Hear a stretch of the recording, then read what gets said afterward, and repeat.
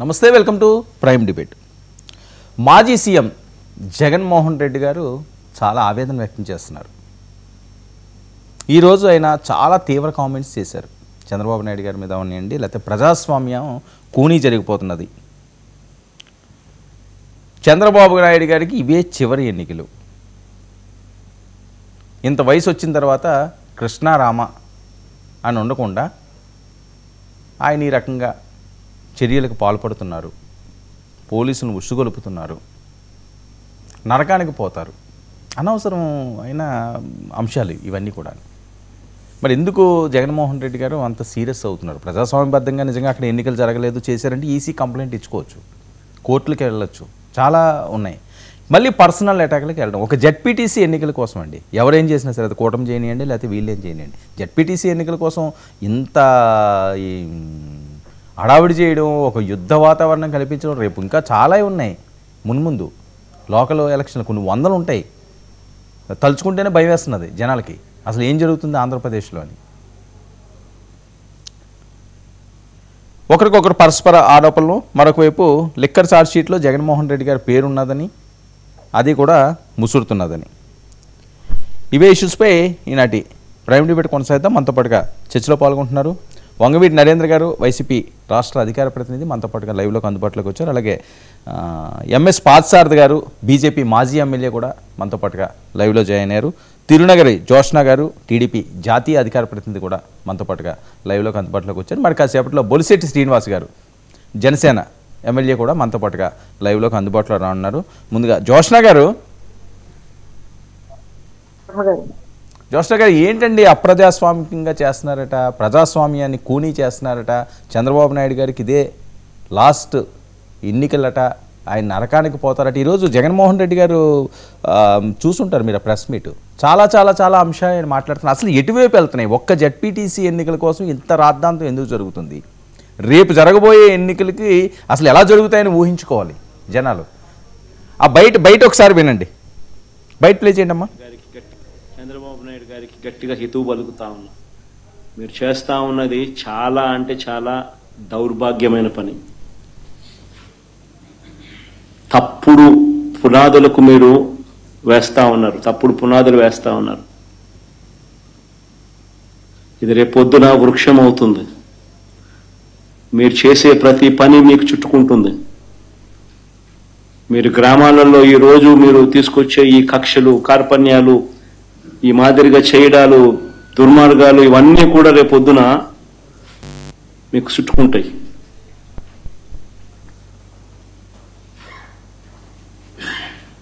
ముఖ్యమంత్రిగా ఉన్నావు, నీ జీవితానికి బహుశా ఇది ఆఖరి ఎలక్షన్ కావచ్చు. రామకృష్ణ అని అనుకునే ఈ వయసులో కనీసం ఆ మాటలన్నా అనుకుంటే పుణ్యమన్నా వస్తుంది. ఈ మాదిరిగా చేస్తే నరకానికే పోతావు.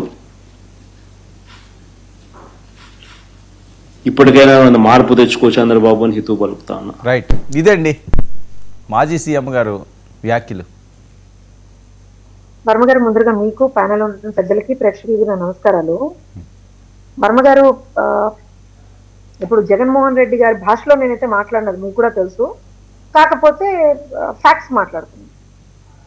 30-35 సంవత్సరాల తర్వాత ఆల్మోస్ట్ గా పులివెందుల ప్రాంతానికి చెందినటువంటి ప్రజలు ప్రీ ఎంపైర్ ఎలక్షన్స్ లో వాళ్ళు పార్టిసిపేట్ చేశారు. ఇవాళ బ్రహ్మాండంగా ఒక 11 మంది నామినేషన్ చేశారు. మరి 11 నంబర్ ఆయనకి నచ్చకాయని ఏమన్నా అట్లా మాట్లాడుతున్నాడో నాకు తెలియదు వర్మ గారు, కానీ 11 మంది అక్కడ నామినేషన్ చేశారు. వాళ్ళు క్యాంపెయిన్ చేసుకున్నారు.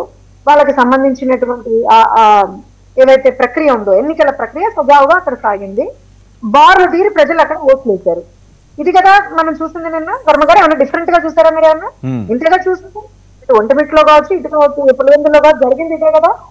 దీనికి వెళ్ళి వాళ్ళు వచ్చి ఏదో జరిగిపోయింది అంటే వీళ్ళకి దొంగోట్లు వేయనందుకు వీళ్ళకి బాధ, లేకపోతే వీళ్ళు ఏ రకంగా అయితే ఎన్ని రోజులు బలవంతపు ఏమంటారంటే ఏకగ్రీవాలు చేసుకున్నారో, లేకపోతే ఇవన్నీ చేశారో అది వీళ్ళ బాధ. ఏంటి వీళ్ళ బాధ అసలు నాకు అర్థం కదా. జగన్మోహన్ రెడ్డి గారు ఇవాళ రోజున ఏదైతే ఫ్రస్ట్రేషన్ లో మాట్లాడుతున్నారో అనిపించిందండి. ఓడిపోతున్నారు, ఆ ఫ్రస్ట్రేషన్ అనేటువంటిది ఎలా తీయాలో అర్థం కాక ఇలా మాట్లాడారేమో అనిపించింది. ఇంకో విషయం ఏంటంటే, ఆయన ఒక మాజీ ముఖ్యమంత్రి, ఒక పార్టీ అధినేత, ఒక ఎమ్మెల్యే, తనకు సంబంధించినటువంటి పార్టీని ఆయనకు ఒక దిశానిర్దేశం చేయాల్సినటువంటి వ్యక్తి, ఎవరు ఏమన్నా తప్పు మాట్లాడితే ఆ తప్పుని సరిదిద్దాల్సినటువంటి వ్యక్తి ఐడియల్ గా అయితే.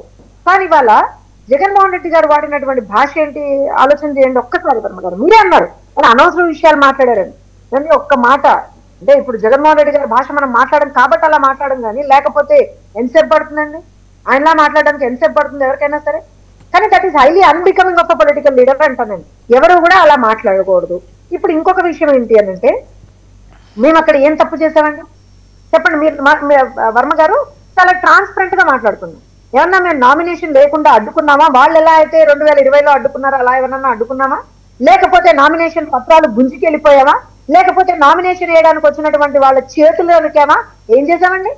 ఇవి వాళ్ళు కదా చేసే 2020 ఎలక్షన్స్ లో. మేమేమన్నా అది చేసామా? 11 మంది నామినేషన్ చేశారు, 11 మంది ప్రచారం చేశారు, 11 మందికి సంబంధించినటువంటి వాళ్ళు ఓట్లు వేశారు. నువ్వు ప్రజలకు మంచి చేస్తే నీకేస్తారు, మేము ప్రజలకు మంచి చేస్తే మాకేస్తారు. As simple as that. దానికి కూడా ఈ ఫుల్ ఏంటండి వీళ్ళకి? నాకు అర్థం కాలేదు. నాకేమనిపించింది అని అంటే, అసలు ఎలక్షన్లు జరగకూడదు, కేవలం ఏకగ్రీవాలు మాత్రమే వాళ్ళు జరగాలి అని అనుకున్నారు. నేను మీకు చెప్తాను ఎందుకనంటే, నాకు తెలిసి 2020లో కేవలం కడప జిల్లాలో మాత్రమే, ఇఫ్ ఐఎమ్ నాట్ రాంగ్, నేను మీకు ఆ నంబర్ కూడా చెప్తాను వర్మ గారు, కేవలం కడప జిల్లాలో మాత్రమే ఆల్మోస్ట్ ఒక 70% పై 79% ఎంపీటీసీలో 79% ఏకగ్రీవాలు, జెడ్పీటీసీలో 76% ఏకగ్రీవాలు. మీరు కడప ఒకటే చెప్తున్నారు. గతంలో 19 నుంచి 24 వరకు ఓవరాల్ గా రాష్ట్రంలో 43 నుంచి 45% ఎనానిమస్లే. అసలు వన్ సైడ్ ఇంకా దాని గురించి ప్రస్తావన అవసరం లేదు.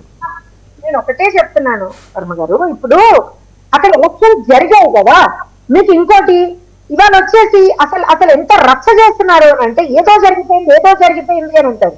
ఇప్పుడు చంద్రబాబు నాయుడు గారి గురించి జగన్మోహన్ రెడ్డి గారు మాట్లాడారు. ఒకటే చెప్తున్నాను, ఆకాశం మీద ఉమ్మేస్తే మన మొహం మీద పడుతుంది. జగన్మోహన్ రెడ్డి గారు గుర్తుపెట్టుకోవాలి కదా. ఇంకోటి ఒక మాట మాట్లాడారు, ఓట్ చోరీ అవన్నీ గురించి కూడా మాట్లాడారు. కాంగ్రెస్ కి సంబంధించి ఏదో మాట్లాడదామని చెప్పి పాపం అంటే మరి ఏదో ఒక సైడ్ వెళ్దామని ఆత్రమా ఏంటో నాకు అర్థం కాలేదు, కానీ మాట్లాడారు కదా. నేను ఒకటే అడుగుతున్నాను, అసలు ఓట్ చోరీ అని మాట్లాడుతున్నటువంటి మీకు మీరు చేసినటువంటి నోట్ చోరీ గుర్తుందా? 2019 నుంచి 24 వరకు మీరు ఏదైతే ఈ లిక్కర్ స్కామ్ ఇవన్నీ చేసి వేల కోట్ల రూపాయలు ఏదైతే దాచేసుకున్నారో, బంగారాలు కొనిచ్చారో, లేకపోతే ప్రజలకు ఓట్లు వేయడానికి ఏవైతే డబ్బులు ఇచ్చారో, ఇవన్నీ మర్చిపోయాడా జగన్మోహన్ రెడ్డి?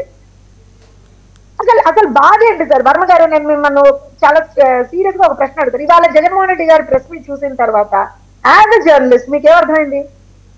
ఏదో పాపం బాధపడుతున్నాడు, ఆ బాధ ఏంటో అర్థం కాలేదా? అవునా కాదు? నిజం చెప్పండి. మీరు నవ్వు ఆపుకోకండి వర్మ గారు, నిజం చెప్పండి అంతే. ఏదో బాధపడుతున్నాడు, ఆ బాధ ఏంటి అనేటువంటిది నేను చెప్తా. పోనీ మీకు అర్థం కాకపోతే నేను చెప్తా. ఏంటయ్యా అంటే, ఓడిపోతున్నాడు ఆల్రెడీ. ప్రజలు ఇలా చేస్తేనే, నియంత్రణ ధోరణి ప్రదర్శిస్తేనే ప్రజలు ఏం చేశారు, బాబోయ్ ఇట్లా కాదు ఈ మనిషిని మనం పంపించేయాలి అని చెప్పి 11 స్థానాలకి పరిమితం చేశారు. మరి ఇప్పటికైనా సరే 11 స్థానాలకి పరిమితం చేసినప్పుడు ఇవాళ అన్నారు, చూసా మాట అన్నారు, హితవు పలుకుతున్నా అన్నారు కదా. అసలు హితవు ప్రజలు ఆయన పలుకుతున్నారు. అయ్యా ఇప్పటికైనా సరే మీరు కొంచెం కంట్రోల్లో ఉండి, నోరు కంట్రోల్లో పెట్టుకొని, మీ దగ్గర బూతులు మాట్లాడేటువంటి వాళ్ళని కంట్రోల్లో పెట్టి, మీరు ఖచ్చితంగా ఏదైతే ప్రజలకి మంచి చేయాలో అది చెయ్యండి. అంతకు మించి మీరు ప్రజల్ని ఇబ్బందులు పెట్టాలని చెప్పి అనుకుంటే మాత్రం మళ్ళీ మీకు బుద్ధి చెప్తామనేటువంటి ఒక పాయింట్ అర్థమైందేమో మరి జగన్మోహన్ రెడ్డికి. ఏంటో నాకు అర్థం కాలేదు, కానీ హీఈస్ హైలీ ఫ్రస్ట్రేటెడ్ సార్. ఒక ఫేక్ నెరేటివ్ క్రియేట్ చేద్దామని ప్రయత్నిస్తున్నారు. ఇంకొక విషయం, అన్నిటికన్నా ముఖ్యమైనటువంటి విషయం ఏంటి అని అంటే, ఒక మాజీ ముఖ్యమంత్రి, ఒక పార్టీ అధినేత ఒక ఆఫీసర్ని పట్టుకొని వాడు వీడు అని మాట్లాడడం. ఒక రాజకీయ నాయకుడు ఎవరైతే తనకి ఆపోజిట్ గా అక్కడ నిలబడ్డాడో అతని మీద కక్షో అతని మీద కోపమో ఏంటో తెలియదు, కానీ వాడు వీడు అని మాట్లాడడం. ఎవడైతే ఉన్నాడో, వీధి రౌడీలా సార్ వీళ్ళు? రాజకీయ నాయకులు కాదు. జగన్మోహన్ రెడ్డి అండ్ బ్యాచ్ రాజకీయ నాయకులు కాదా వాళ్ళు? వీధి రౌడీలా ఉన్నా అలా మాట్లాడచ్చా? అది పద్ధతేనా? మరి హితవు చెప్తున్నానన్నారు కదా, మరి మీకెవరు హితవు చెప్పాలి? అర్థం చేసుకో, అంటే ఆలోచన చెయ్యాలి కదా వర్మ గారు. మీకు కోపం వచ్చేసింది, లేకపోతే మీకు ఫ్రస్ట్రేషన్ వచ్చేసింది, ఓడిపోతున్నామని మీరు అనుకుంటున్నారు కాబట్టి నేను ఏదన్నా మాట్లాడతా అంటే తప్పు కదా. నిజంగా నాకు ఇంకో విషయం ఏమనిపించింది తెలుసా, చదువుకుని ఒక స్థాయికి వచ్చే వాళ్ళకైతేనేమో ఈ మాట అనకూడదని అనుకున్నాను, కానీ వర్మ గారు ఇవాళ తను మాట్లాడినటువంటి విషయాలు చూసిన తర్వాత, ఆ భాష చూసిన తర్వాత, ఒక టీచర్ గా నాకు అనిపించిన మాట చెప్తాను. ప్రాపర్ గా చదువుకొని పైకి వచ్చినటువంటి వాడికి సంస్కారం ఉంటుంది, చదువును కొని పైకి వచ్చినటువంటి వాడికి సంస్కారం ఉండదండి. ఇవాళ అదే పరిస్థితి చూస్తున్నాం మనం. సంస్కారం ఉండాలి కదా, మనం ఏ పొజిషన్ లో ఉన్నా సరే ఒక సంస్కారం అనేది ఉండాలి కదా, నోటి మీద మన నాలుక మీద మన కంట్రోల్ ఉండాలి కదా. ఆ కంట్రోల్ ఎందుకు లేదు ఇవాళ జగన్మోహన్ రెడ్డికి? జగన్మోహన్ రెడ్డి గారికి నేను అన్నాడు మనం ఏమంటే వాళ్ళు మమ్మల్ని ఇన్సల్ట్ చేశారని మేము వాళ్ళని ఇన్సల్ట్ చేయమండి. నేను అంటున్నాను అసలు ఎందుకు ఆ కంట్రోల్ ఎందుకు కోల్పోతున్నారు? అరే రాజకీయాల్లో గెలుపోవటములు సర్వసాధారణం అండి. ఈసారి ఓడిపోయారు, కష్టపడండి, ప్రజలకు ఏమైనా మంచి చేయండి, ప్రజల తరఫున కొట్లాడండి, ఏ అసెంబ్లీలో మాట్లాడండి, ఆ పులివెందుల ప్రజల కోసమన్నా మాట్లాడండి అసెంబ్లీలో వెళ్ళి. అది చేయడానికి చేతగాక 24 గంటలు పాపం ఇన్ని ప్రెస్ మీట్లు, పాపం మీరు జర్నలిస్టులు వర్మ గారు 2019 నుంచి 24 వరకు ఇన్ని ప్రెస్ మీట్లు మీరు చూసుంటే గనక, కొన్ని ఇన్ని ప్రెస్ మీట్లలో మీ ఛానల్ కూడా ఉండుంటే గనక ప్రాబబ్లీ బాగుంటుందేమో అనిపించింది నాకు. ఓడిపోయిన తర్వాత ఇవాళ ఎక్కడ లేని ప్రెస్ మీట్లు వస్తున్నాయి. పోనీ మరి రికార్డులో రాయవో నాకు తెలియదు, కానీ వస్తున్నాయి. పోనీ అందులో ఏమన్నా ఒక్కటన్నా సరే ప్రజలకి పనికొచ్చే విషయం ఉందా అనేది మీరు ఆలోచన చేయాలి. ఇవాళ శాంతి భద్రతలు ప్రాపర్ గా ఉన్నాయి, ఒక ఫ్రీ అండ్ ఫెయిర్ ఎన్విరాన్మెంట్ లో ఇవాళ అక్కడ ప్రశాంతంగా ఎన్నికలు జరిగాయి. ఎక్కడైతే ఒక రెండు పోలింగ్ బూత్స్ లలో సమస్యాత్మకంగా జరిగాయని అనిపించి ఇమీడియట్ గా అక్కడ రీపోలింగ్ కూడా ఇవాళ కండక్ట్ చేశారు. ఓకే జోష్ణ గారు చర్చిద్దాం వాళ్ళు మాట్లాడిన తర్వాత మళ్ళీ చర్చిద్దాం. పాస్టర్ గారు నమస్తే అండి. నమస్తే సార్, మీరు శాసనసభ్యులుగా ఉన్నారు. ఒక జెడ్పీటీసీ ఎన్నికలు పులివెందుల్లో ఇప్పుడు జరిగినవి, అసలు ఎప్పుడన్నా ఈ రకమైన ఎన్నికలు మీరు చూసారా? ఇలా ఉంటాయని అనుకున్నారా? నమస్కారం అండి, అందరికీ నమస్కారం. ఇంతకుముందు జ్యోత్స్న గారు క్లియర్ గా చెప్పారు, ఇంకా పెద్దగా దాని గురించి చెప్పాల్సినటువంటి అవసరం లేదు. కానీ ఇటువంటి ఎన్నికలు అనేటువంటివి దీనికన్నా నీచంగా జరిగాయని చెప్పేసి కూడా నేను మళ్ళగా మాట్లాడగలుగుతా వాళ్ళ భాషలో. సింపుల్ అండి. ఇప్పుడు జ్యోత్స్న గారు అడిగినటువంటి ఒకటే క్వశ్చన్, 11 మంది నామినేషన్లు వేశారా లేదా, వారి నామినేషన్లు ఏమన్నా చించేశారా, వారిని నామినేషన్ వేయకుండా అడ్డుపడ్డారా, వారిని ప్రచారం చేసుకోకుండా అడ్డుపడ్డారా? సింపుల్. ఈ ఒక్కదానికి వాళ్ళు సమాధానం చెప్పగలిగితే, గతంలో 2020లో జరిగిండేదేంటి? ఆ రోజు ఏకగ్రీవం పేరుతో, నేను అదే మాట్లాడుతున్నా, ఏకగ్రీవం పేరుతో జెడ్పీటీసీ మెంబర్లని, ఎంపీటీసీ మెంబర్లని వాళ్ళ ఇంట్ల దగ్గరికి పోయి బెదిరించడం ఫస్ట్ చేశారు. బెదిరించకుండా ఎవరైనా కొంతమంది వస్తే స్క్రూటినీలో పోగొట్టేట్లుగా చేసినారు. అట్లా స్క్రూటినీలో పోగొట్టకుండా ఉండేటువంటి విత్డ్రాయల్ ఫారం దొంగ సంతకాలు చేసి వాళ్ళే విత్డ్రాయల్ ఫారమ్స్ ఇచ్చేశారు. దాని మీద వాళ్ళు కోర్టుకు పోయినా ఎక్కడికి పోయినా కూడా ఎంక్వైరీ కూడా పూర్తిగా సాగనివ్వలేదు. ఇవన్నీ కూడా జరిగిండేటివి మనం అందరం చూసామే. కాబట్టి వీళ్ళకి అర్హత లేదు. వేరే వాళ్ళు ఎవరైనా కూడా దీనికి సంబంధించి ప్రజాస్వామ్యం అనే పదాన్ని గురించి మాట్లాడవచ్చు. వీళ్ళకి మాత్రం ప్రజాస్వామ్యం గురించి మాట్లాడేదానికి ఏమాత్రం కూడా అర్హత లేదు అని చెప్పేసి నేనైతే భావిస్తున్నాను. పాపం వారికి పాపం అనేటువంటి నరకం అనేటువంటి పదం జగన్మోహన్ రెడ్డి గారికి గుర్తొచ్చింది.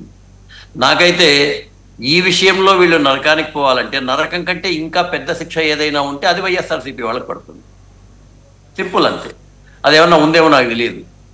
నరకం కన్నా ఇంకేదైనా పెద్దది ఉంటే అది వైఎస్ఆర్సీపీ వాళ్ళు భరించాలి. ఎందుకంటే గతంలో వాళ్ళు చేసిండేటువంటి తప్పిదాలకు సంబంధించి ఈరోజు జరగాల్సిండేటువంటిది అది ఉంది.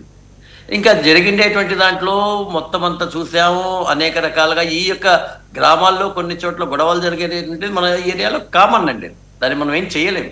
దురదృష్టవశాత్తు ఇక్కడ ఉండేటువంటి మనం ఇన్ని ఏళ్ల ప్రజాస్వామ్యంలో ప్రజల్ని ఎవరు అభివృద్ధి చేస్తారో వాళ్ళని ఓట్లు వేసేవాళ్ళగా కాకుండా వీళ్ళొక వర్గం అని చెప్పేసి రాయలసీమలో ఉండేటువంటి ఎక్కువ భాగం రాజకీయాల్లోనూ, పల్నాడు ప్రాంతంలో ఉండేటువంటి రాజకీయాల్లో దీన్ని తయారు చేసేసారు. అక్కడ పెద్దగా అవసరం లేదండి. ఈ ఒక పక్కన ఒక నాయకుడు ఉన్నాడంటే ఆ నాయకుడు ఉంటాడు, రేపొద్దున్న ఈ నాయకుడు ఇక్కడ మారితే ఇట్లా మారిపోతారు. వాళ్ళకి ఏమాత్రం కూడా ఇది లేదు. వాళ్ళు జస్ట్ వర్గ పోరాటాలు అంతే. వీళ్ళ స్వార్థం కోసం వర్గ పోరాటాలు చేయడం మొదలుపెట్టారు. వాస్తవంగా పులివెందుల వీళ్ళ కంచుకోట, మా కంచుకోట అని చెప్పేసి అన్నారు. కంచుకోట అయినప్పుడు మీరు అంతమంది ఎందుకు వచ్చారనేటువంటి ప్రశ్న ఒకటి ఉత్పన్నమవుతుంది. ఆఫ్టర్ ఆల్ ఒక జెడ్పీటీసీ అనేటువంటి దానికి మీరు ఎందుకు అంతమంది మొత్తం మంత్రులు వీళ్ళందరూ వచ్చారు? మీరు చెప్పారు కదా కంచుకోట అయినప్పుడు ఆ కంచుకోటను బద్దలు కొట్టేదానికోసము సాధారణ ప్రజలు వచ్చినప్పుడు మీరు ఎందుకు అంత ఇది వేయరు? మిగతా వాళ్ళందరూ వచ్చినా మీరు ఎందుకు అయ్యారు? కాబట్టి అక్కడే ఫెయిల్యూర్ అనేటువంటిది. రెండోది, ఇంతకు 35 సంవత్సరాలుగా ఇట్లాంటివే జరుగుతున్నాయి అనేటువంటిది కూడా ఈ మధ్యనే మనకు తెలిసిందే ఇన్ఫర్మేషన్. అంటే దురదృష్టం ఏంటంటే వాస్తవంగా ఇది ఒక గోబెల్స్ ప్రచారం ద్వారా పులివెందులంటే ఏదో మొత్తం వాళ్ళకే అనేటువంటి ఒక దుష్ప్రచారం అయితే ప్రజల్లో ఏంది, ఈవెన్ విలేకరులో కానివ్వండి, ఛానల్స్ వాళ్ళు కానీ పులివెందులు కంచుకోట ఎట్లా కంచుకోట అవుతుందండి? 1970లో వార్డు మెంబర్గా కూడా రాజారెడ్డి గారు, విజయమ్మ గారు ఓడిపోయారు. అదే పులివెందుల్లోనే, వేరే పులివెందులు కాదండి. ఉండేటువంటి పులివెందులు ఏమైనా వేరేటువంటి ఇదే పులివెందుల్లోనే 1970లో ఓడిపోయారు. 1984లో డిఎన్ రెడ్డి గారు టీడీపీగా ఎంపీగా గెలిస్తే, ఆ ఎంపీగా గెలిచినప్పుడు పులివెందుల నియోజకవర్గంలో కూడా ఆయనకి ఎక్కువ ఓట్లు వచ్చాయి.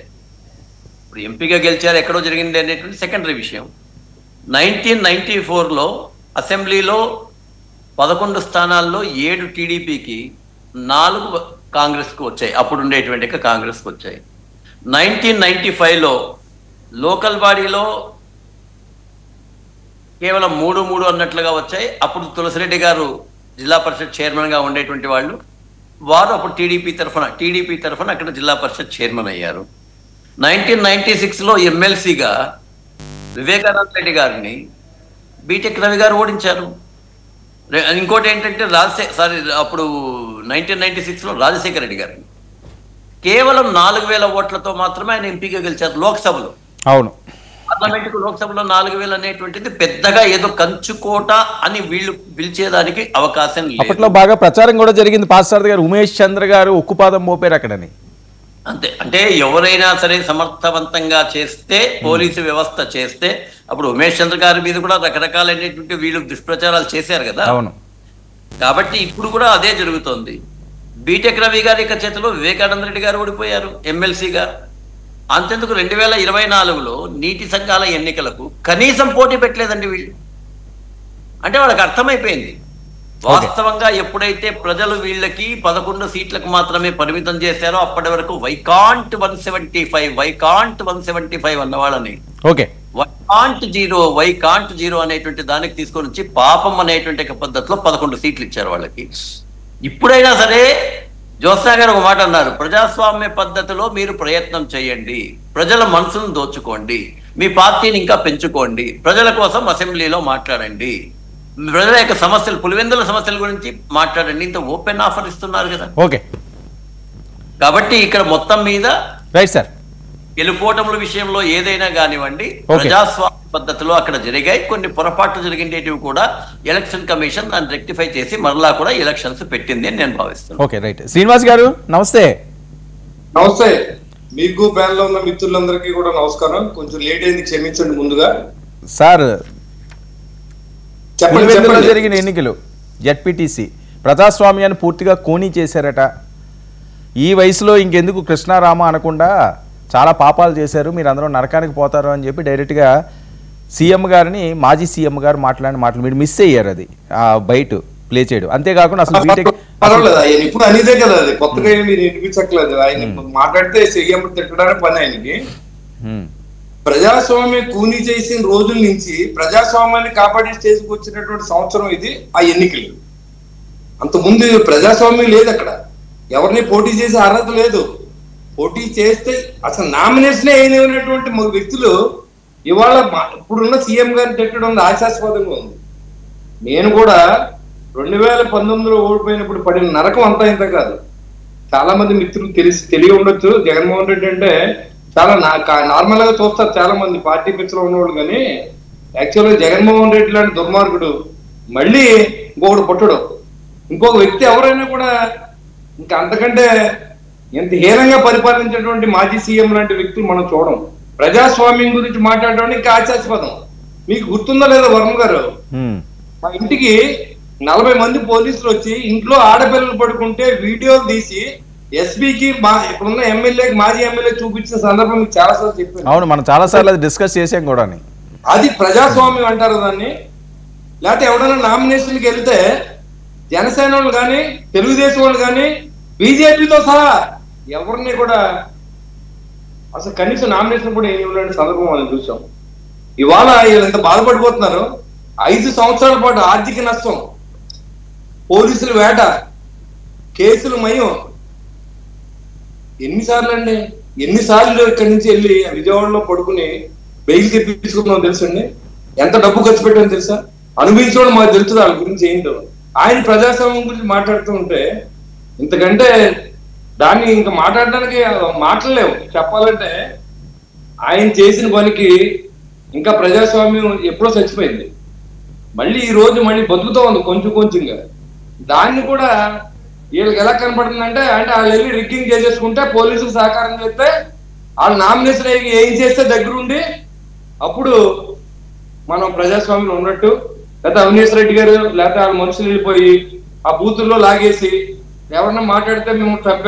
ఎందుకంటే వివేకానంద రెడ్డి గారు ఎవరు, ఆయన ఎక్కడున్నాడు, ఆయన ఏమైంది, ఎన్ని సంవత్సరాలు అయింది? సొంత బాబాయిని కేసు ఇన్వెస్టిగేషన్ చేయలేనటువంటి మాజీ ముఖ్యమంత్రి ఈ రోజు ప్రజాస్వామ్యం గురించి మాట్లాడుతూ ఉంటే చాలా నిజంగా దీన్ని మాటలో చెప్పలేను. నేను అనుభవించింది చెప్తున్నాను మీకు. చాలా మంది సోదరులకు తెలియదు, ఎందుకంటే అందరికీ అన్ని బాధలు ఉండవు. ఆ రోజు జనసేన పార్టీలు ఉండి అనుభవించిన బాధలు, నిద్రలేని రాత్రులు, కోర్టులు కట్టిన ఫీజులు, లాయర్లకు ఇచ్చిన డబ్బులు, కుర్రోళ్ళు కాపాడుకోవడానికి పడిన కష్టం చూసుకుంటే ఈ రోజు మా కాన్స్టిట్యూన్సీలో ఒక్క వైసీపీ నాయకుడి మీద ఎఫ్ఐఆర్ కడితే రిజిగ్నేషన్ ఇస్తాను.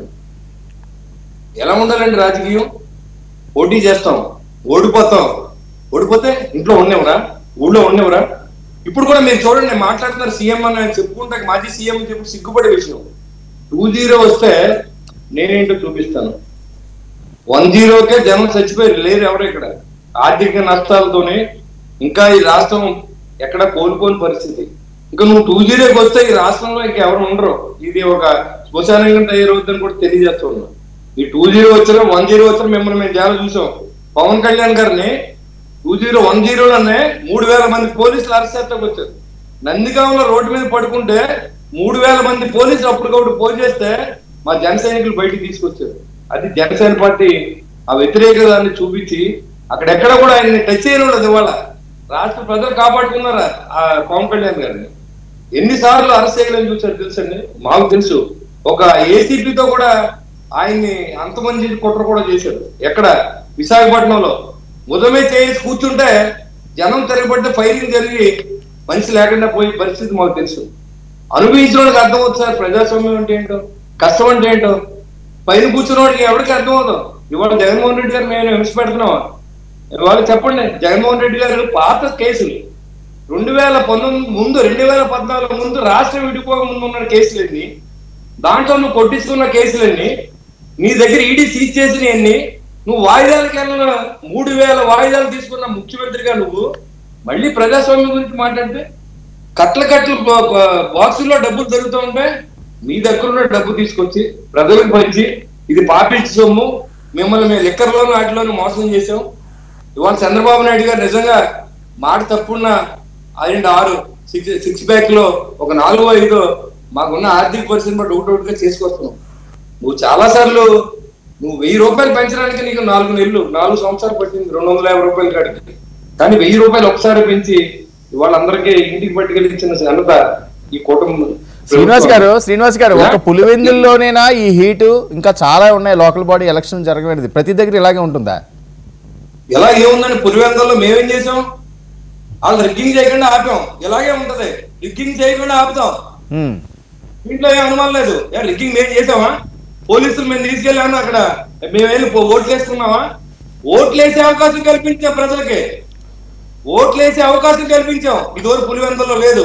క్యాండిడేట్ నే దాచేసే పరిస్థితి కాదని చెప్పానండి. తెలియని చిన్నపిల్లలు చెప్తారు పులివెందులు అంటే ఏంటో. ఓకే, ఇలాగే ఉంటదండి, ఇలాగే ఉంటది. తప్పేంటి? మేము ఏమన్నా కొట్టావా? ఎవరినైనా కేసులు పెట్టావా? మీరు ఇది వరకు పెట్టించుకున్న కేసులకి జైలుకి వెళ్ళి ఇప్పుడు చంద్రబాబుని తిడుతున్నారు. అమ్మలు తిట్టారు, పెళ్ళాలు తిట్టారు, ఇంట్లో ఉన్న వాళ్ళు తిట్టారు. ఇవాళ ఏ నాయకుడైనా మాట్లాడితే చంద్రబాబు గారు అరెస్ట్ చేస్తా ఉన్నారు. ఇది ప్రజాస్వామ్యం.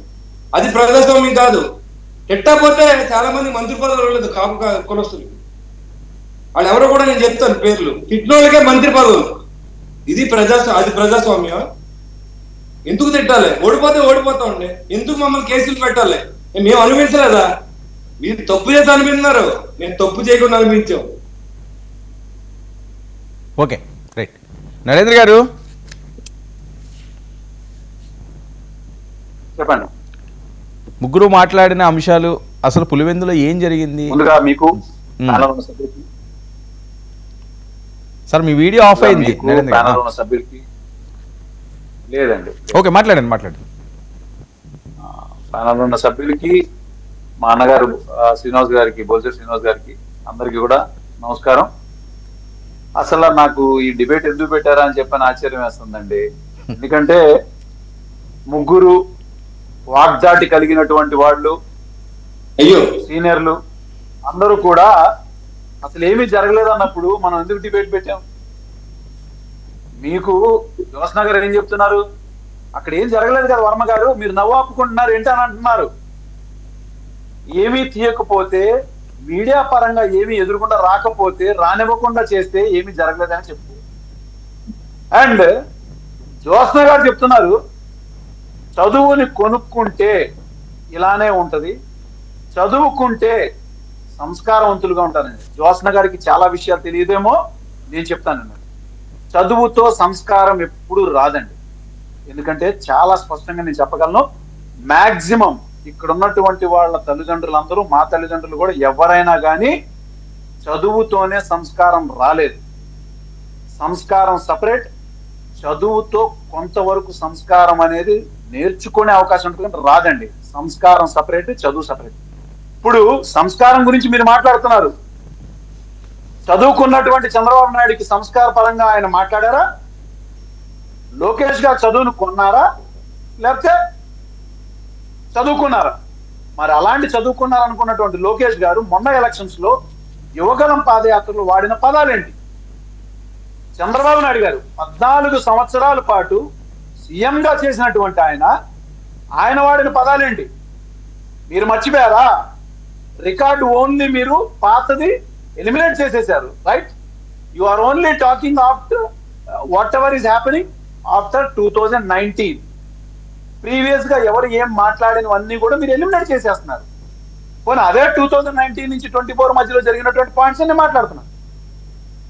ఇదే పాదయాత్ర చేస్తున్నటువంటి లోకేష్ గారు ఒక్కొక్కడి సంగతి చెప్తాం, ఒక్కొక్కడంతూ చూస్తాం అంటే అదేంటిది? అది అవి మంచి పదాలండి. It is very very educated people ఈ speaking very precise statements. Are you talking about that? And ఇంకో ఇంపార్టెంట్ పాయింట్ నేను చెప్తాను. మీరు ఇందాక చదువు సంస్కారం గురించే చెప్పారు. మరి అదే చదువు లేనటువంటి పవన్ కళ్యాణ్ గారికి సంస్కారం లేదా? ఇప్పుడు మీరు చెప్పిన మాట ప్రకారంగా చదువు లేదని ఎవరు చెప్పారు నరేంద్ర గారు? ప్రశ్న. చదువు లేదని మీరు ఎలా డిక్లేర్ చేస్తారు? చదువు లేదని మీరు ఎలా అలాగా వినండి. అంటే ఆయన చదువుకోలేదు. నేను డిక్లేర్ చేయలా. పవన్ కళ్యాణ్ గారి గురించి మాట్లాడకండి, అర్హత మీకు లేదు.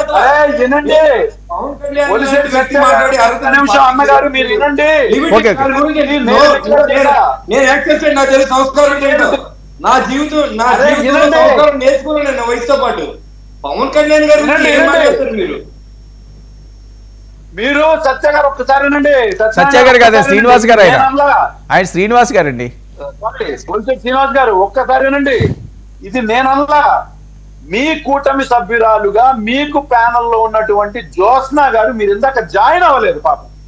ఆ జాయిన్ అవ్వనటువంటి సమయంలో వాడిన పదాలు ఎక్కడా కూడా మేము ముందు నోరు జారము, నోరు జారినా పదాలు జారినా ఇది జరిగినా ఆవిడ మాట్లాడిన పదాల్లో నేను అడిగింది ఏంటంటే నరేంద్ర గారు వినండి, ఈ కొడాలి నాని గారిని యొక్క మాటలన్నీ మీరు విన్నారు.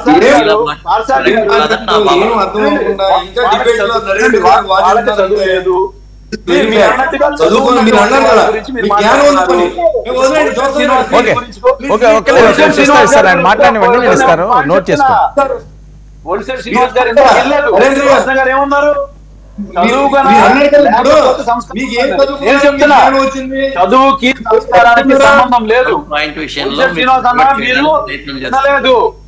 అండ్ ఇంకొక పాయింట్ చెప్తున్నా, ఎలక్షన్ ఏమీ జరగలేదు, గొడవలు జరగలేదు. శ్రీనివాస్ గారు ఇస్తాను. చాలా ఆశాస్పదంగా ఉంది నరేంద్ర. ఒక్క నిమిషం. మీరు వినలేదు.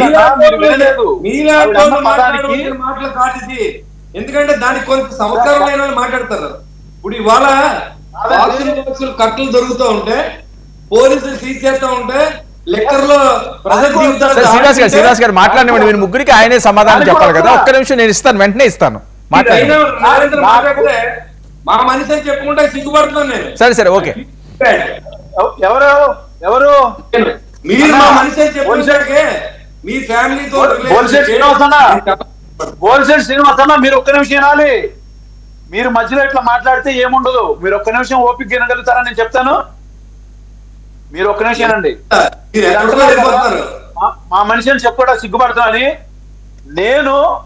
నేను ఎన్నో సందర్భాల్లో సిగ్గుపడ్డా. ఏంటిదో తెలుసా? ఒక స్టేజ్ లో పౌరుషం ఫీల్ అయ్యా. మా అమ్మని తిట్టించినందుకు, మా ఇంట్లో వాళ్ళని తిట్టించినందుకు. ఇదే పవన్ కళ్యాణ్ గారు ఆవిర్భావ సభలో మాట్లాడిన పదాలు నేను మీకు చెప్తున్నా. ఎంత పౌరుషంగా ఫీల్ అయ్యానంటే నేను కూడా మా అమ్మని తిట్టించినందుకు ఇదే తెలుగుదేశం పార్టీని అతపాతాళంలోకి తొక్కుతానన్న పార్టీలోకి మీరు చేతులకు కలిపారు.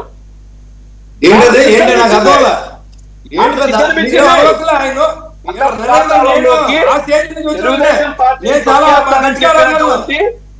పవన్ కళ్యాణ్ గారు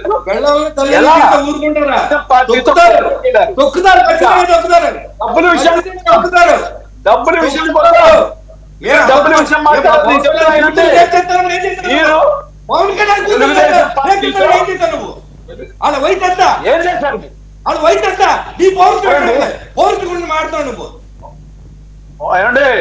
మీరు కాదు పడ్డ బాధలు. మేము 1988లో మేము పడ్డ బాధలు మీకు తెలుసా? మేము పడ్డ బాధలు మీకు తెలుసా? మీకేం తెలుసా అండి? మీరు తర్వాత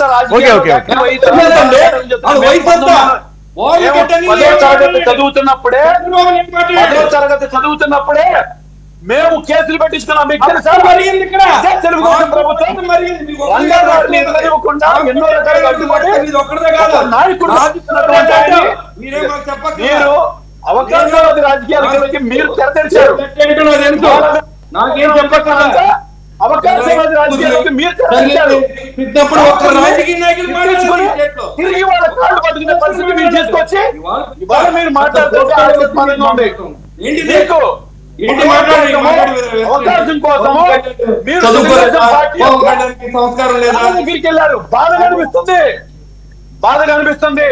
మీరు తెలుగుదేశం పార్టీ దగ్గరికి వెళ్ళినందుకు బాధగా అనిపిస్తుంది. ఎందుకంటే నేను 10వ తరగతి చదువుతున్న సమయంలోనే మా కుటుంబం మీద ఎన్నో కేసులు పెట్టారు. నా మీద ఎంతమంది మీద దాడి చేశారు. మా నాన్నగారు ఉద్యోగం చేస్తుంటే తీసుకెళ్లి కేసులు పెట్టారు. ఏందన్నగారు మీరు చెప్తారు? రాజకీయం ఏదో నిన్న మొన్న వచ్చి నేర్చుకోలేదు. రాజకీయం గురించి దానికన్నా ముందే ఎన్నో బాధలు అనుభవించినటువంటి ఆ కుటుంబం నుంచి వచ్చాను నేను.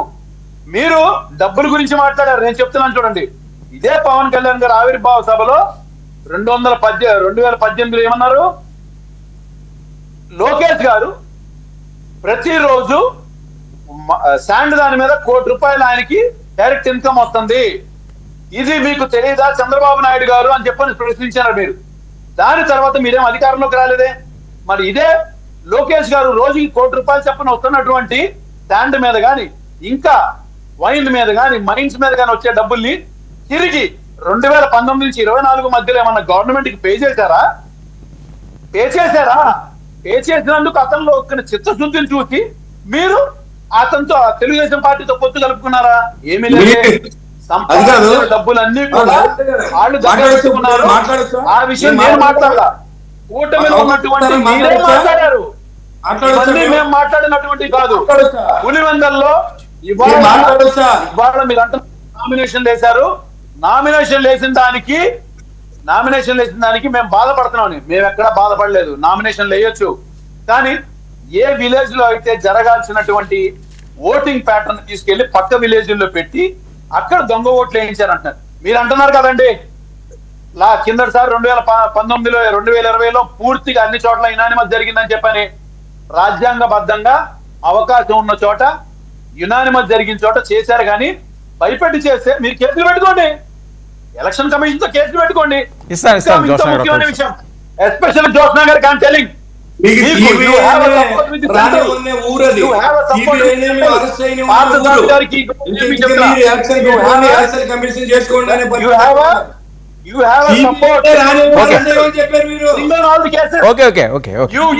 నరేంద్ర గారు ఓకే. ఇప్పుడు జగన్ వాస్తవాన్ని బయట తీసుకొచ్చారు. నరేంద్ర గారు ఒక్క నిమిషం నరేంద్ర గారు మీరే మాట్లాడితే కానీ మీరు ఫైట్ చేసుకోండి. నరేంద్ర మేము రాజ్యాంగబద్ధంగానే కేసులు పెట్టి కాన్స్టిట్యూషన్ ప్రకారంగా మేము ఫైట్ ఓకే చేస్తాం. నరేంద్ర గారు మీరే మాట్లాడితే కానీ ఇప్పుడు టీడీపీ నుంచి ఒక సవాల్ వస్తున్నది. ఏదైతే జగన్మోహన్ రెడ్డి గారు ప్రజాస్వామ్యం కూడి జరిగిందో లేకపోతే ఇంకోటి జరిగిందో, ఈ ఎన్నికలు ఇంత దారుణంగా ఉన్నాయి, అసలు పులివెందులో చాలా అరాచకాలు చేశారని అన్నారు. దానికి కౌంటర్ ఇచ్చారు శ్రీనివాసరెడ్డి గారు. ఒకసారి ఆ బయట ప్లే చేస్తారు, వినండి. ఈ సవాల్ అటు స్వీకరిస్తారా? నియోజకవర్గం అంతా కూడా, అసెంబ్లీ నియోజకవర్గం అంతా కూడా రీపోల్ పోదాం. మీకు మద్దతు అంటున్నారు కదా, మీకు మద్దతు ఉంటే ఎన్నిక రీపోల్కి పోండి, రాజీనామా పెట్టండి. ఎట్లా అసెంబ్లీకి పోవడంలే ఈ ఎమ్మెల్యే గారు, రాజీనామా పెట్టమని చెప్పండి. పులివెందుల నియోజకవర్గానికి ఉప ఎన్నిక చేద్దాం, కేంద్ర బలగాల ఆధీనంలోని ఎన్నిక జరుపుదాం. మీరు గెలుస్తారా మేము గెలుస్తారా తెలుసుకుందాం. పులివెందుల ఇదండి, కేంద్ర బలగాలని రప్పిస్తారట. జడ్పీటీసీకి ఏముంది, డైరెక్ట్గా ఎమ్మెల్యేకి వెళ్దాం అంటున్నారు. సార్ రప్పించండి.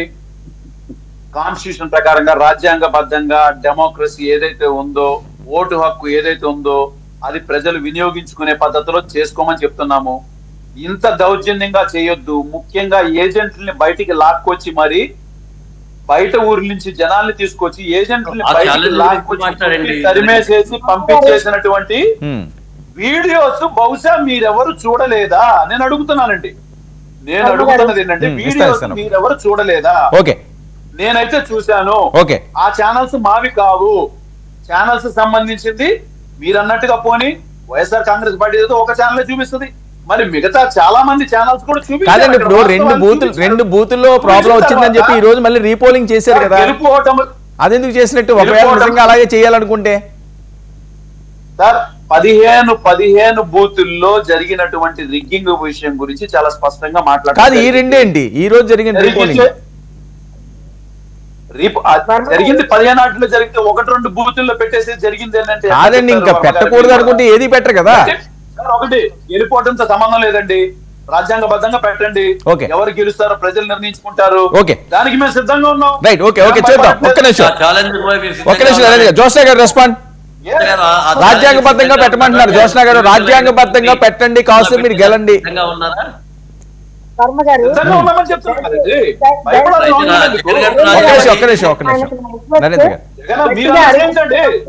మీరందరూ కూడా చేసి ఎవరి కాళ్ళు మీరు రావాల్సిన బద్దంగా మీరు ఎలక్షన్స్ లో నరేంద్ర గారు ఒక్క నిమిషం మళ్ళీ మాట్లాడితే కదా మీరు మాట్లాడితే కదా మాట్లాడే వర్మ గారు ఏదో గట్టిగా అరిచేసి మాట్లాడేస్తే వాళ్ళు మాట్లాడేటువంటి అబద్ధాలు నిజాలు అవుతాయని వాళ్ళు అనుకుంటే నేనేం చేయలేను.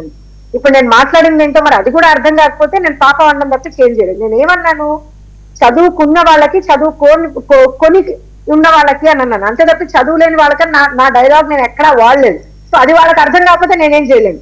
ఇంకోటి నేను చదువుకి సంస్కారానికి లింక్ పెట్టలేదు. నేను ఏమన్నాను, చదువుకొని ఎవరైతే ఉన్నారో ఫస్ట్ క్లాస్ స్టూడెంట్లు అని చెప్పుకొని తిరుగుతున్నారో వాళ్ళ గురించి మాట్లాడారు. మరి గుమ్మడికాయ దొంగంటే భుజాలు తడుకుంటే నేనేం చేయలేను వర్మ గారు. ఇక్కడ ఇంకో విషయం, ఇప్పుడు చాలా క్లియర్ గా ఒక ఏమంటారంటే నేను మీ డిబేట్ లోనే ఇప్పుడే వచ్చింది ఆ బయట కూడా. సో మా శ్రీనివాస్ రెడ్డి గారు చాలా క్లియర్ గా అన్నారు, మేము ఒప్పుకుంటున్నామండి, రండి పోనీ మేము ఎలక్షన్లకు వెళ్దాం అని అంటున్నాము. ఇప్పుడు జరిగినటువంటి ఎలక్షన్లు కూడా ప్రజాస్వామ్యబద్ధంగానే జరిగాయి కదా, ఎక్కడేం తప్పు. నేను అడిగినటువంటి ప్రశ్నకి ఆయన ఆన్సర్ చెప్పలేదు నరేంద్ర గారు. ఒక పాయింట్ తీసుకుని దాన్ని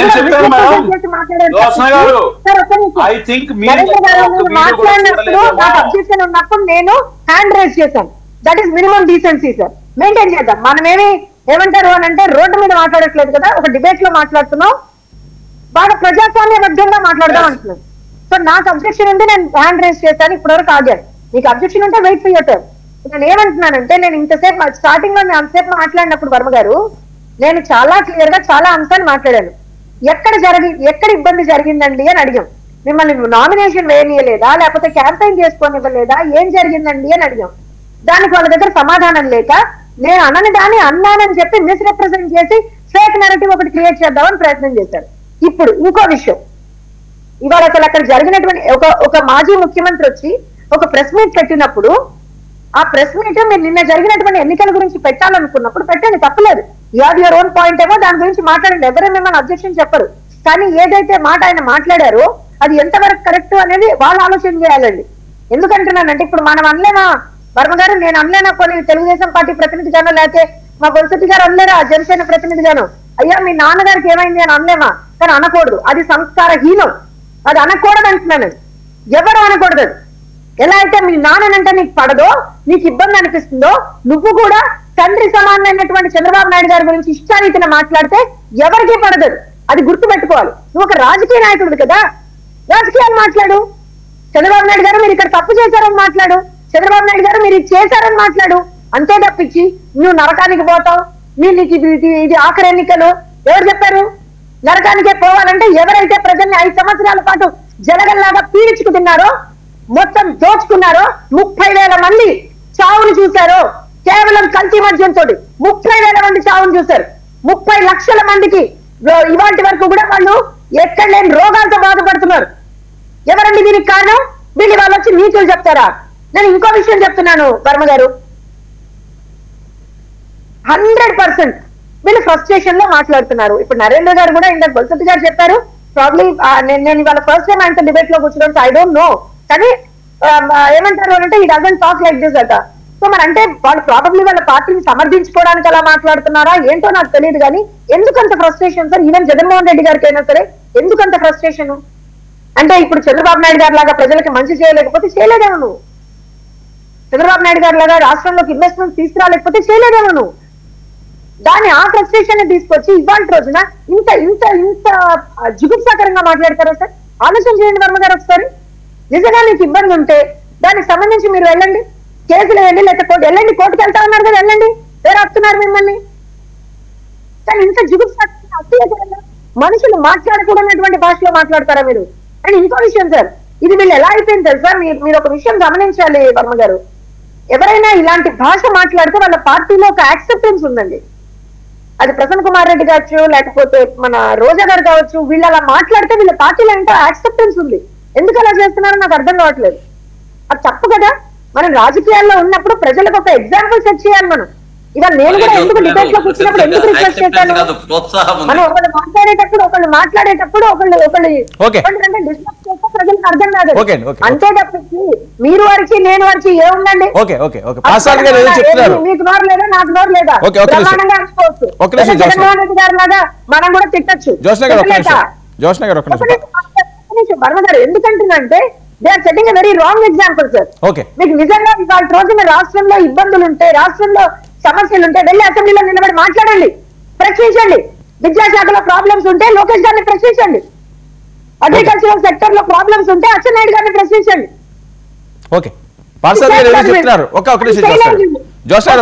ఒక్కసారి కూడా అసెంబ్లీకి వెళ్ళలేరు. శ్రీనివాస్ రెడ్డి గారు మాట్లాడింది కరెక్టే కదా, అసెంబ్లీకి వెళ్ళినటువంటి వాళ్ళు మీరెందుకు ఎమ్మెల్యేగా మీరు రిజైన్ చేయండి, ఒకసారి ఎన్నికలకు వెళ్దామన్నారు, తప్పే ఉంది. ఒక్క నిమిషం పాస్టర్ గారు ఏదో చెప్తున్నారు. ఏం లేదండి, అంటే జ్యోత్స్న గారు దాంట్లో వాళ్ళు యాక్సెప్టెన్స్ ఉందన్నారు, కానీ నేను యాక్సెప్టెన్స్ కాదండి ప్రోత్సాహం ఉంది అని చెప్పేసి ఆమెను సెర్చ్ చేయాలనుకున్నా. ఎందుకంటే వాళ్ళకి ప్రోత్సాహం ఉంటుంది. ఇప్పుడు అందరికీ ఒకేసారి సమాధానం చెప్పి కానీ ఒక్క నిమిషం కూడా ఏదైనా మాట్లాడితే బహుశా వాళ్ళకి పిలిచి డిన్నర్ ఇచ్చేవాళ్ళేమో, చాలా బాగా మాట్లాడామని. లేకపోతే ఆంజనేయ స్వామి శ్రీరాముని యొక్క శిరస్సుని ఆ యొక్క విగ్రహం యొక్క తలను నరికేస్తే ఏం పోతే ఇంకోటి పెడతామనేటువంటి నీచమైనటువంటి ఆలోచన కదండి అదే, ఎవరు చేసినా కూడా. లేదా అక్కడ సింహం ఓడిపోయింది విజయవాడలో అంటే పోతే పోయిందండి అంటారు, అంతర్వేదిలో రథం పోయిందంటే ఇంకోటి తీసుకొని వస్తామంటారు. ఈ రోజు వీళ్ళు రామకృష్ణ అనేటువంటి పదం మాట్లాడడానికి కూడా వీళ్ళకి అర్హత లేదండి. రామకృష్ణ అనేటువంటి పదం వాడాలంటే కనీసం ఆ వాళ్ళకి కనీస సంస్కారంతో వాళ్ళకి ఇచ్చేటువంటి గౌరవం వీళ్ళ పార్టీ నాయకులు ఎవరైనా ఇవ్వకపోతే, ముఖ్యమంత్రిగా లేకపోతే పార్టీ లీడర్గా వాళ్ళను ఒక్కసారైనా మందలించి ఉంటే నిజంగా వాళ్ళకి అర్హత ఉండేటువంటిది. రామ అనొచ్చు, కృష్ణ అనొచ్చు, వాళ్ళకి అర్హత లేదు. ఎందుకంటే ఎప్పుడు కూడా లీడర్ అనేటువంటి వ్యక్తి తన వ్యక్తులు ఎవరైనా చేసేటువంటి తప్పుల్ని సరిచేయాలి. నేను అప్పట్లో కూడా డిబేట్స్ లో చాలా సార్లు చెప్పేటువంటి వాడిని, అయ్యా మీరు రకరకాలైన హామీలు ఇచ్చారు, ఒకసారి అవకాశం ఉన్నారు, అవకాశం ఇచ్చారు మీకు, దాన్ని సరిగ్గా సద్వినియోగం చేసుకోండి. ఎవరైనా సరే మీటింగ్ ఉందని మీటింగ్ పెట్టుకుంటామంటే వాళ్ళని హౌస్ అరెస్ట్ లో అప్పట్లో ఉంది. సుధాకర్ గారిని ఏ విధంగా చేసిండేటువంటిది వీడియో సాక్షిగా మొత్తం చూసే. కనీసం అప్పుడు ఆ అధికారుల మీద ఒక ఎంక్వైరీ వేయించి ఆ ఎంక్వైరీలో ఎవరిది తప్పు, సుధాకర్ది తప్ప వీళ్ళది తప్ప అనేటువంటి విషయాన్ని మాట్లాడి సుధాకర్ ఏం చేశాడు, ఈజ్ ఎ డాక్టర్, అన్ని సంవత్సరాల పాటు సేవ చేశాడు, కాంగ్రెస్ హయాంలో సేవ చేశాడు, టీడీపీ హయాంలో కూడా సేవ చేశాడు. ఒకవేళ అతను ఏదన్నా పొరపాటు మాట్లాడినా సరి చేయాలి. కానీ నడి బజార్లో ఆయన్ని బట్టలు ఊడదీసి చేతులు వెనకాల కట్టేసి పైశాచిక ఆనందం పొందారు. ఇవన్నీ కూడా వీళ్ళ ఓటమికి కారణమైండేటువంటిది. అప్పట్లో వీళ్ళు ఎందుకు కేసులు పెట్టలేదు అని చెప్పేసి అంటే అది ఒక రకమైన భయానక వాతావరణాన్ని సృష్టించారు. ఎవరైనా సరే మాట్లాడుతారు అని తెలిస్తే కాదు, ఏదైనా మీటింగ్లో అటెండ్ అవుతామంటే ఆ ఇంట్లో ఉండేటువంటి నాయకుల దగ్గర మొత్తం అంతా కూడా కొంతమంది పోలీసు వచ్చేసి హౌస్ అరెస్ట్. అది కూడా అఫిషియల్ కాదు, అన్అఫిషియల్ హౌస్ అరెస్టులు కూడా ఎన్నో జరిగాయి. అవి ఎప్పటికీ శాశ్వతం కాదండి. ఈ రోజు తెలుగుదేశం చేసినా కూడా శాశ్వతం కాదు. కాబట్టి ఈ రోజు తెలుగుదేశం క్లారిటీగా, ఈ కూటమి క్లారిటీగా నామినేషన్లు వేసే వాళ్ళు వేయించుకుంది. వీళ్ళందరూ కూడా వచ్చి ఎక్కడెక్కడో రాష్ట్రంలో ఉండేటువంటి మంత్రులందరూ వచ్చి స్వేచ్ఛగా మొత్తం అంతా కూడా ప్రచారం చేసి ఫోటోలు వీడియోలు కూడా పెట్టారు కదా, ఎవరో అబ్జెక్షన్ చేయలేదు కదా. కాబట్టి వీళ్ళు చేసేటువంటి ప్రచారం దుష్ప్రచారం, అంతకుమించి ఇంకేం లేదు. ఏదో ఒక సంఘటనలు చూపించి కొన్ని వీడియోల్లో చూపించి వాళ్ళు బయటికి తీసుకొచ్చారంటే బయటికి తీసుకొచ్చుంటే వాళ్ళు ఎవరు? వాళ్ళే అన్నారు మీకు ఏదన్నా ఉంటే కదా మీరు ఆ రోజుల్లో మీరు ఎలక్షన్ కమిషన్ కో వీళ్ళకో కంప్లైంట్ చేసుకోండి, ఇప్పుడు కూడా మీరు ఆ పని చేయండి. ఓకే, సింపుల్ కదా. ఓకే నరేంద్ర గారు బొలిశెట్టి శ్రీనివాస్ గారు వాళ్ళ కుటుంబం అంశమే చెప్పారు. ఇన్ని బాధలు పడ్డాం, ఇన్ని ఇబ్బందులు పడ్డాం, ఇంకా ప్రజాస్వామ్యం కోసం ఏ రకంగా మాట్లాడతారండి? నేను నరేంద్ర గారు వాళ్ళ ఫ్యామిలీ కష్టపడుతున్నట్టు వాళ్ళ ఫ్యామిలీ వెనకాల మేము కూడా కష్టపడ్డాం. అవును, ఎందుకంటే తెలియదేమో మాట వినండి. సరే ఓకే, క్యారీ ఆన్, మీరు మాట్లాడండి. మీరు మీ ఆవేదనకి ఏంటో నేను సమాధానం చెప్పనిస్తే చెప్పనివ్వండి, లేదా మీరు మాట్లాడుకోండి, నాకేం ఇబ్బంది లేదు. చెప్పండి అన్నగారు. నేను నా జీవితం నాకు 63 సంవత్సరాలండి. నేను రంగా గారితో ట్రావెల్ చేసిన వ్యక్తి. ఆయన ఆ రోజుల్లో పడిన ఇబ్బందులు, 2 కుటుంబాల మధ్యన జరిగిన ఇన్సిడెంట్లో ఆయన పడిన బాధల్లో నేను కూడా నేను చెప్పాలంటే చెర్లూరుపేట ఎస్కార్ట్ చేశానండి. చెర్లూరుపేటలో జైలు దగ్గర కాపలా కాశాను. నాకు తెలియకుండా నేనేం మాట్లాడలేదు. అంతకంటే దౌర్జన్యకరమైనటువంటి 2019-20 నేను చూశాను. నరేంద్ర గారు చూడలేదు. వాళ్ళ చెన్నాన్న గారు పడిన, రంగా గారు పడి ఎన్ని బాధలు పడ్డారో, ఎన్ని పోలీస్ స్టేషన్ తిప్పారో కూడా నాకు తెలుసు. ఆ రోజు ఉన్న పరిస్థితి, ఆ రోజు ఉన్నటువంటి వాళ్ళ కుటుంబాల పరిస్థితి, వాళ్ళ పోలీస్ ఇన్ఫ్లుయెన్స్ తో ఆ రోజు చేసిన దానికి నేను ఖచ్చితంగా యాక్సెప్ట్ చేస్తాను. ఎందుకంటే అబద్ధం ఆడుతున్న జీవితంలో లేదు, డిబేట్ లో కానీ రియల్ లైఫ్ లో కానీ.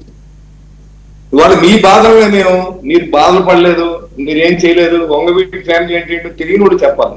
మీ బాధలన్నీ నేను తెలిసినాడు. ఒక జైల్లో కూర్చోబెట్టినప్పుడు నేను ఆయన దగ్గరికి వెళ్ళినప్పుడు ఆయన మాట్లాడిన కానీ అవన్నీ మాకు తెలుసు, నేను కానీ మాకు నా స్నేహితులు కానీ. కానీ ఇవాళ మీరు ఇంత ఫ్లక్చువేషన్ అడుగుతున్నారు. 19 నుంచి 24 వరకు మేము ఎన్ని ఇబ్బందులు పడ్డామో చెప్పి మీరేనా? ఆడపిల్లలు పడుకుంటే వీడియో తీసి, చిన్నపిల్లలు బట్టలు లేకుండా పడుకుంటే, డ్రాయింగ్ వేసి పడుకుంటే వీడియో తీసి ఎస్పీ చూపించే కడుపు మండదా?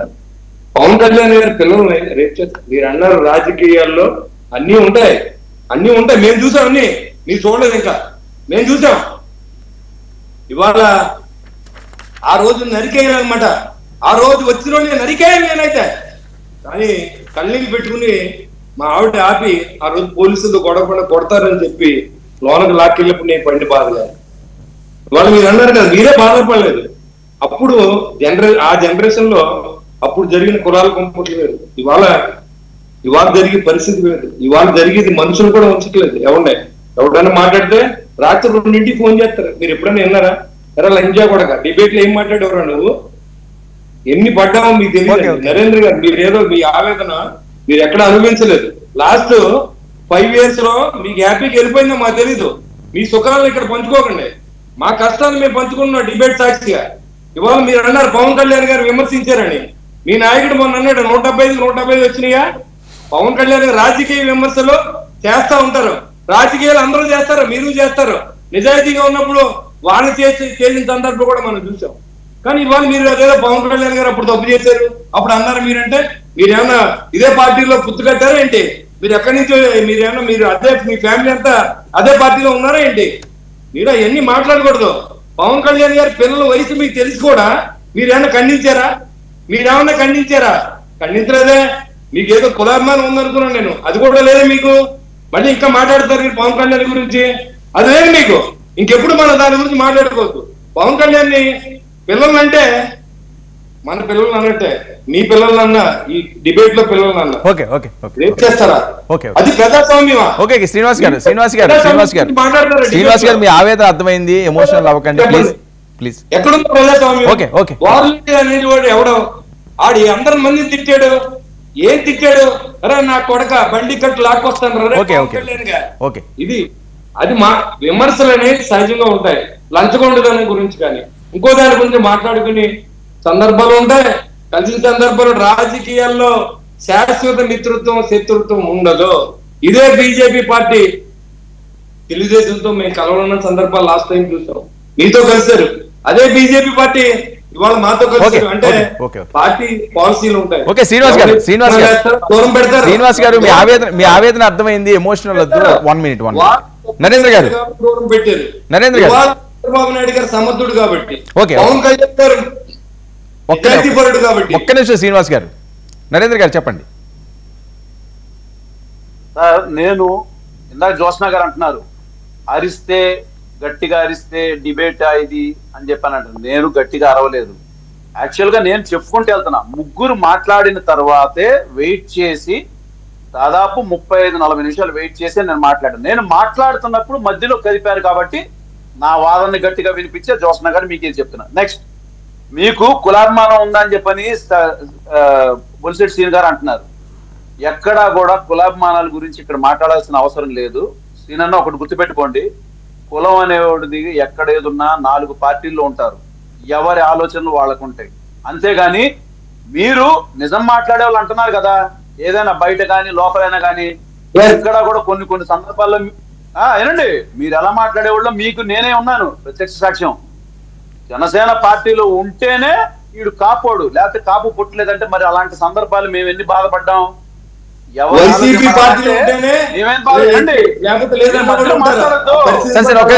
శ్రీనివాస్ గారు ఆయన ఏం చెప్తారు వినండి, మళ్ళీ ఇస్తాను కావచ్చు మీకు. జ్యోత్స్న గారు, ఇప్పుడు కనిపిస్తుందా మీకు వాతావరణం? మేము ఎప్పుడు కూడా మధ్యలో మాట్లాడము, చాలా ఓపికగానే ఉంటాం. ఏనండి నేను అనేది ఏంటంటే రాజకీయాల పరంగా ఎవరి ఆలోచనలు వాళ్ళకు ఉంటాయి. కులం పరంగా నువ్వు మాట్లాడేటట్టయితే నేను మొట్టమొదటి లేవనెత్తే అంశం ఏంటిది అంటే, ఒక ప్రజానాయకుడుగా ఎదుగుతున్నటువంటి రంగా గారిని ఎదగనివ్వకుండా అదే తెలుగుదేశం పార్టీ ఇప్పుడు కుల పరంగానే చూస్తే రానివ్వలేదు. మరి అలా చూస్తే మీరందరూ తెలుగుదేశంలోకి వెళ్తే నాకు ప్రాధాన్యం ఇచ్చింది. అదే విషయాన్ని నేను బయట పెట్టా. అండ్ నేను ఆ రోజు నుంచి ఈ రోజు వరకు కూడా ఒకటే మాట మీద, కానీ అవన్నీ పక్కన పెట్టండి. మీరు అన్నారు కదా 2 కుటుంబాల మధ్య జరిగినాయని. ఓకే, తీసండి, 2 కుటుంబాల మధ్య జరిగింది. మీరు అనుకున్నటువంటి ఇదే పవన్ కళ్యాణ్ గారిని ఏదైతే ఆయన 2014లో మద్దతు పలికితే అదే తెలుగుదేశం పార్టీ వాళ్ళు తిట్టారు. వాళ్ళ అమ్మల్ని అందరినీ తిట్టారని చెప్పి మేము అనలేదండి. ఇది స్వయంగా మీ నాయకుడే పెద్ద మీటింగ్ పెట్టి అన్నాడు అని. అదే తెలుగుదేశం పార్టీని అతపాదంలో తొక్కుతానని చెప్పి ఆయన అన్న మాటలు నేను చెప్తున్నా. ఇది నా సొంత మాటలు కావు, నా స్టేట్మెంట్లు కావు. మీరు నిలబడలేదు. అన్న స్టేట్మెంట్ ఎక్కడుంది? మీలో చిత్తశుద్ధి లేదనే కదా దీన్ని బట్టి మీరు ప్రజలకు ఏమనే సంకేతాలు పంపిస్తున్నారు.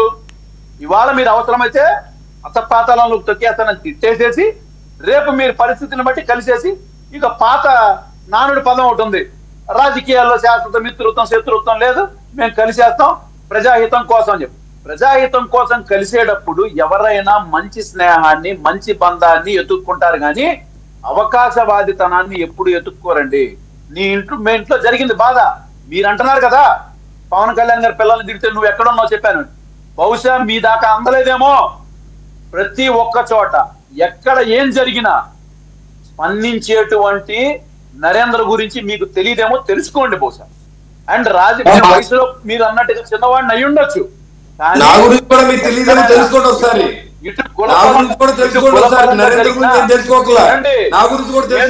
ఏ పార్టీలో ఉన్నా కాసేపు మీరు ఆపితే నేను చెప్పగలుగుతా. నేను ఏ పార్టీలో ఉన్నా వినండి, పంచకర్ల సందీప్ మీద జరిగినా నేను స్పందించా, ఇంకా జనసేన వాళ్ళ మీద ఎవరి మీద జరిగినా నేను స్పందించా. ఎక్కడా కూడా నేను వెనకడుగు వేయలా. అన్ని చోట్ల కరెక్ట్ గానే మాట్లాడాను, కరెక్ట్ గానే ఉన్నాను. నా పద్ధతి, నా మాట ఆ రోజు నుంచి ఈ రోజు వరకు ఒకటే విధంగా ఉంది. Right sir, right right right okay okay right అండి ఓకే. పర్సనల్గా ఎవరు వెళ్ళొద్దు, సరే ప్రజాస్వామ్యబద్ధంగా వెళ్ళాల్సిన అవసరం ఉంది. అది జగన్మోహన్ రెడ్డి గారు చెప్పినా, ఇంకొకరు చెప్పినా, ఇంకొకరు చెప్పినా ఆ రకంగానే వెళ్ళాల్సిన అవసరం ఉందండి నరేంద్ర గారు. మీరవనియండి లేకపోతే బొలిశెట్టి గారిని ఏమీ పర్సనల్గా తీసుకోకండి. ఎందుకంటే రాష్ట్రంలో చాలా సమస్యలు ఉన్నాయి, ఇవే కాదు. నేను అదే అన్నా, ఇది రాజ్యాంగబద్ధంగా జరిగినటువంటి ఎలక్షన్ ఇది జరగలేదు. మీరు అయిపోయింది ఉండండి, మరి మీరు ఉండండి. నరేంద్ర గురించి తెలుసుకోవాలి అనే ఆలోచన అయిపోయింటే నాకు అక్కర్లా. మీరు అనేటప్పుడు మా గురించి కూడా తెలుసుకోండి, తెలుసుకోండి. మేము ఫైట్ చేస్తాం, కానీ జరగలేదన్న విషయాన్ని ప్రజలకు తెలియజేయడంలో తప్పేముంది? ప్రెస్ మీట్ పెట్టి తెలియజేయడం తప్పేం లేదు.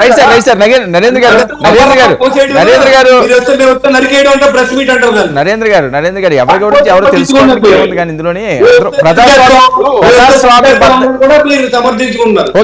ప్రజాస్వామ్యం కాదు, అంతే కదా మీరు అన్నట్టు అంతే కదా. వీడియో పరంగా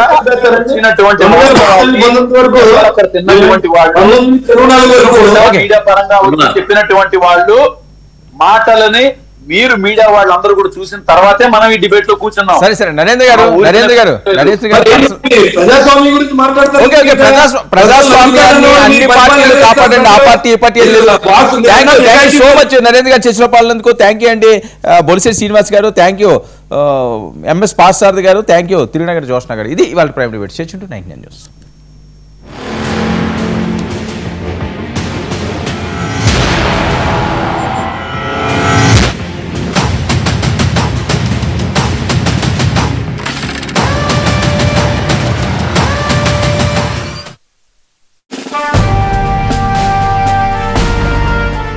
భారత్ మాతా కీ జై అనే